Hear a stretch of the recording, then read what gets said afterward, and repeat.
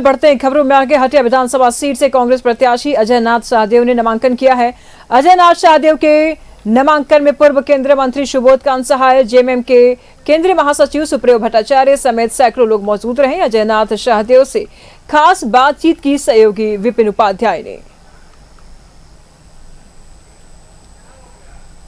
विधानसभा से कांग्रेस की तरफ से महागठबंधन के उम्मीदवार अजय नाथ शाहदेव ने नामांकन दाखिल कर लिया। अजय दा, जनता के बीच जाने की बारी, आज नॉमिनेशन आपने कर दिया। जिंदाबाद।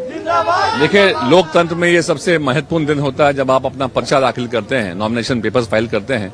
और मेरा ये सौभाग्य है कि जनता के आशीर्वाद से, मेरे पार्टी के विश्वास से मैं यहाँ पे पार्टी के ऑफिशियल कैंडिडेट के रूप में शामिल हूँ। और मैं हटिया की जनता का मेरा आभार है कि वो देवतुल्य है मेरे लिए, क्योंकि जिस तरीके से मुझे प्यार, समर्थन एक अपने भाई के रूप में, बेटे के रूप में दिया, मेरा ये सौभाग्य है। और हमें पूरा विश्वास है कि जिस तरीके से लोगों ने इस बार कैंडिडेट बनाने के लिए मेरा साथ दिया, तो हम लोग इस चुनाव को अवश्य जीतेंगे और झारखंड में फिर से हेमंत सोरेन जी की सरकार, इंडिया गठबंधन की सरकार बनेगी। अजय नाथ शाहदेव के लिए हटिया नया नहीं है, इसका कितना बेनिफिट, और जो एक हटिया का इतिहास रहा है कि 3 बार से कोई चौथी बार यहाँ विधायक नहीं बन पाया है। देखिए, हटिया, मैंने कहा कि हटिया मेरे लिए घर है, मेरे सब परिवार के लोग हैं, ये सारे जितने भी लोग हैं।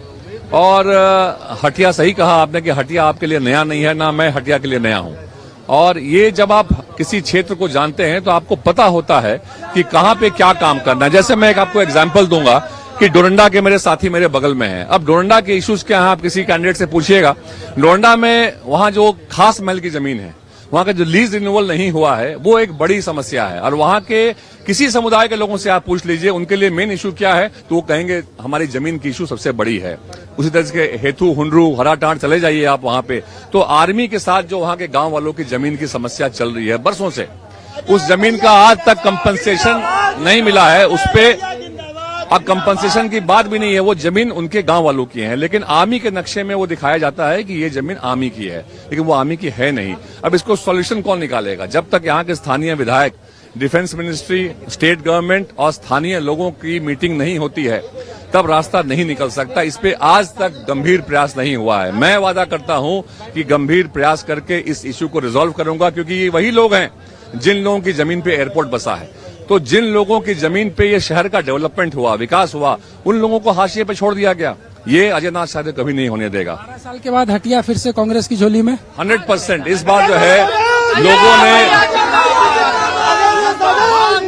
लोगों ने मन बना लिया है कि इस बार ये सीट कांग्रेस की रहेगी। और आने वाले दिन में आप देखेंगे जो काम यहाँ पे होगा, यहाँ की जनता को फक्र होगा कि उन्होंने अपने एक सही आदमी का चुनाव किया, जो जनता के लिए जीता है और जनता के लिए मरने के लिए तैयार है। काफी उत्साहित और कॉन्फिडेंस है अजय नाथ शाहदेव के समर्थक। नामांकन के बाद जीत का दावा अजय नाथ शाहदेव ने किया है। उनका कहना है कि ना वो हटिया के लिए नए हैं, ना हटिया उनके लिए नया है। सहयोगी संजय के साथ विपिन उपाध्याय, न्यूज 11 रांची।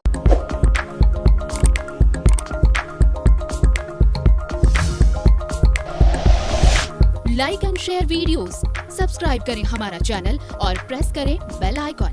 न्यूज 11 भारत, सच है तो दिखेगा।